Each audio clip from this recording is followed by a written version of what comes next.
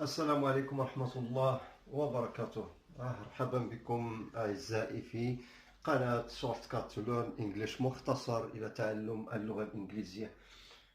كنا إخواني تعرفنا في الدروس السابقة على النطق spoken English. تعرفنا على كيفية مخارج الحروف وكيف تنطق، وتعرفنا على حروف العلة وعطينا فيها نماذج وأمثلة كما شفتوا معايا. والحمد لله عطينا حاولنا نعطيو صورة مختصرة مقتضبة على كيفية النطق.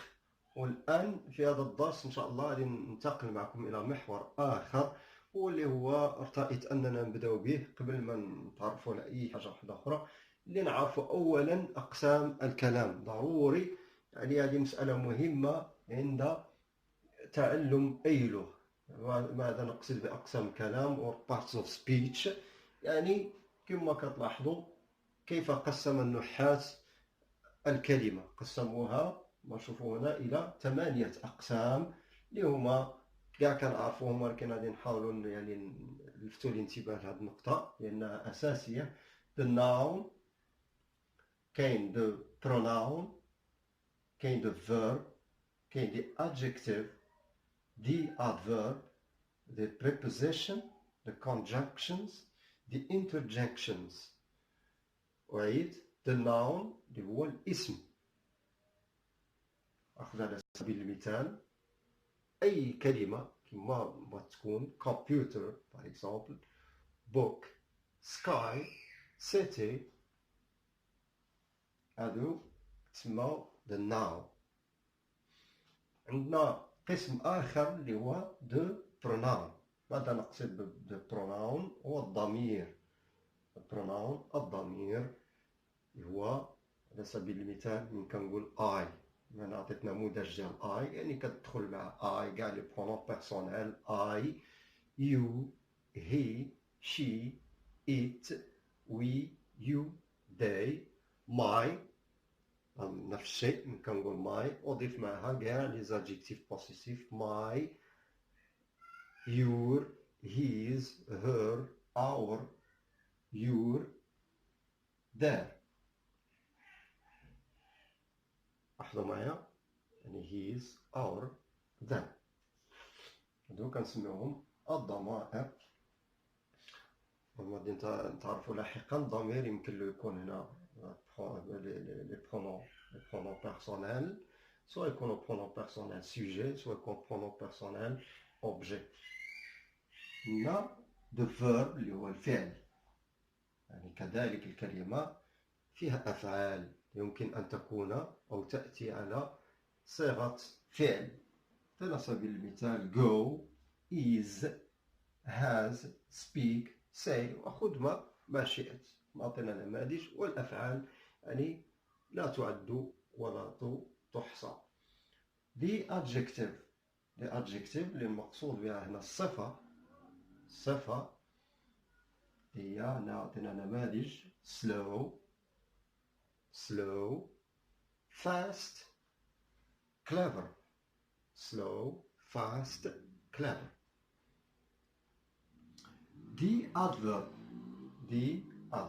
اللي هو الحال. والحال غالبا في الإنجليزي ما نضيف للصفة ly ونكون قد حققنا الحال. لاحظوا معي slowly، ولكن بين قوسين ليس دائما، أحيانا ly ولكن تكون adjective. أخذ على سبيل المثال mother اللي هو اسم mother، ولكن من كنقول motherly تعني adjective وليست adverb. quickly، fast. أحيانا يتغير الحال ليس بالضرورة ly، ولكن ملي كيكونوا عندنا لي زادجيكتيف irregular، اللي إن شاء الله كل حاجة غادي نتعرفوا عليها في الوقت المناسب. باش بغيتش أنا بغيت نخلي الأمور لا ميثود اللي راني غادي بها من الأسهل إلى الأعقد إن شاء الله بحول الله، ستيب باي ستيب. إن شاء الله الأمور توضح أكثر فأكثر. إذن أول اللي بغيت أنا هنايا نوضح هو أننا غادي نتعرفوا على أقسام الكلام. ما يهمش اننا نعرف شنو هي سلو ولا فاست ونمشي نبحث على كل واحده هنا. يعني لا اعتقد ذلك بلي هذاك هو المنيا ديالنا. انما الهدف ديالنا هنا هو انني اول حاجه اللي بغيت يعني نوصلها للاعزاء هو انه نعرفوا اولا اقسام الكلام. انك تعرف بلي كاين 8 ديال لي بارتي دو ديسكور، سي سكون لابيل لي بارتي دو ديسكور، بارتس اوف سبيتش، هما من 1 إلى 8. يكفي انني نعرف بلي نعرفهم بالاسماء ديالهم، والترجمه ديالهم هنا درتها مقابل بالعربيه. نستمر د preposition اللي هو حروف الجر. حروف الجر اللي عندي كثيرة، لكن بطبيعة الحال أنا دائما ما أعطي فقط نماذج. under، in، on، at، above، ممكن out، ممكن beneath، ممكن إذا قبل أن أنتقل إلى إعطاء بعض الأمثلة، أعطي واحد 3 تاع لي زيكزامبل هنا. أنوه أحبتي أن the articles and the articles اللي هما an les articles définis ou bien les articles indéfinis اللي حتى هما يعني كي عندهم نفس العمل تاع الصفة. بعض النحاة كيرتئوا بأنهم حتى هما داخلين مع the part of speech لأنهم عندهم نفس الصفة تاع les adjectifs. كنا تعرفنا على الزادجيكتيف، قلنا اللي هي الصفة، يعني عندهم نفس الصفة بحالهم، لأنهم كيعطيو معلومات إضافية على الاسم اللي راحنا نشتغلوا عليه. أوكي، إذا كاين اللي كيدخلهم في البارتس أوف سبيتش، كاين اللي كيحتفظ لهم. أنا حطيتهم هنايا as a note، يعني كوم.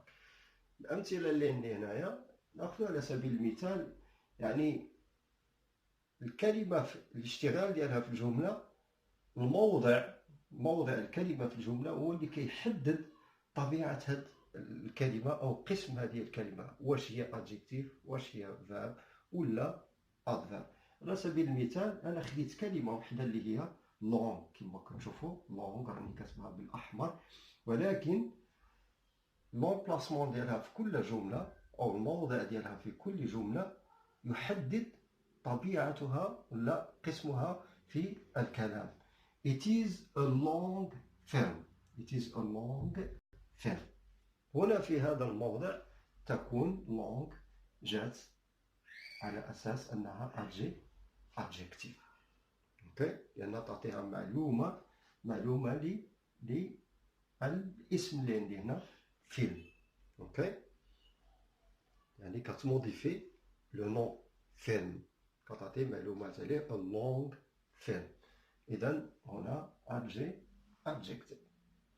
لاحظوا معايا هنا الموضع ديال long جا مباشرة لو سوجي. كاين لو سوجي لو سابجيكت اللي هو I، ومباشرة كاين long. إذا هنا جات في شكل فعل. I long for meeting you.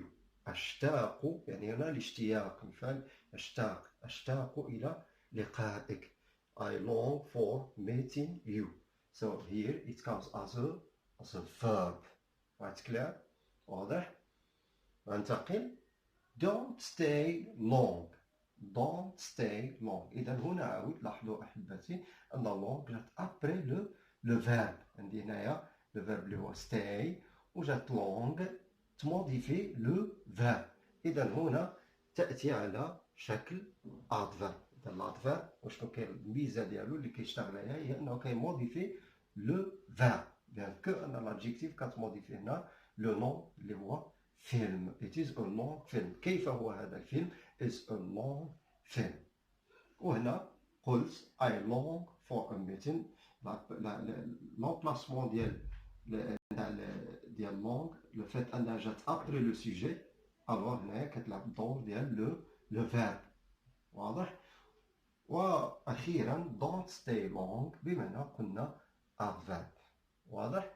إذا هنا long كما كتشوفوا معايا، ولكن يعني تارتيكلات في 3 تاع لي بوزيسيون. جات على شكل أنها adjective، وجات على شكل أنها verb، وجات على شكل أنها adverb.